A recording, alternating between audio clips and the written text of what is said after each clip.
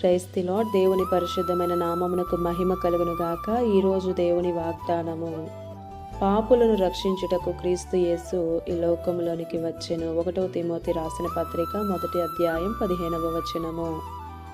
ప్రధాన పాపి అయినటువంటి పౌలును యేసుక్రీస్తు కనికరించాడు, క్షమించాడు, రక్షించాడు. కనుకే ఈ మాట మనందరికీ తెలియజేస్తూ అపోస్తుడగు పౌలు మనందరితో చెప్తున్నటువంటి మాట, పాపులను రక్షించడానికి యేసుక్రీస్తు ఈ లోకానికి వచ్చారు.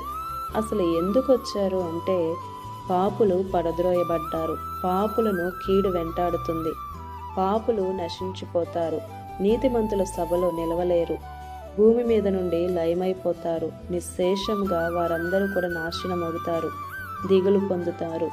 కన్నులెత్తుటకైనను ధైర్యము లేని వారు పాపము చేసేవారు, దేవుడు అనుగ్రహించే మహిమను కూడా వారు పొందుకోలేరు, పాతాళానికే వెళ్ళిపోతారు పాపం చేశారు కాబట్టి.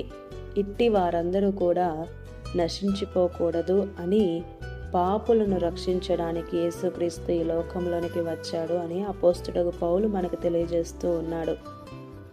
గొప్ప పాపిగా ఉన్నటువంటి పౌలు సిసలైన గొప్ప పరిశుద్ధుడయ్యాడు. దేవునికి గొప్ప శత్రువు ఇప్పుడు అత్యుత్తమ సేవకుడైపోయాడు. పాపులను నశింపజేయడానికి కాదు, వారిని రక్షించడానికే క్రీస్తు మొదట దేవునిగా, తరువాత మనిషిగా ఈ లోకంలోనికి వచ్చాడు. వాగ్దానం వింటున్న ప్రియ సహోదరుడా, సహోదరి, నీవు ఎలాంటి స్వభావం గలవాడువో నాకైతే తెలియదు.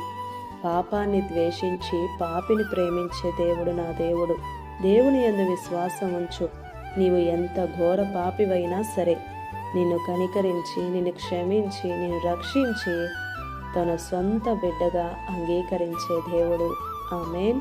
ఈ దిన వాగ్దానం మనందరి జీవితాల్లో నెరవేరాలని కోరుతూ దేవుని సువార్త పరిచర్యలో మీ సహోదరి Prasanna. God bless you. Amen.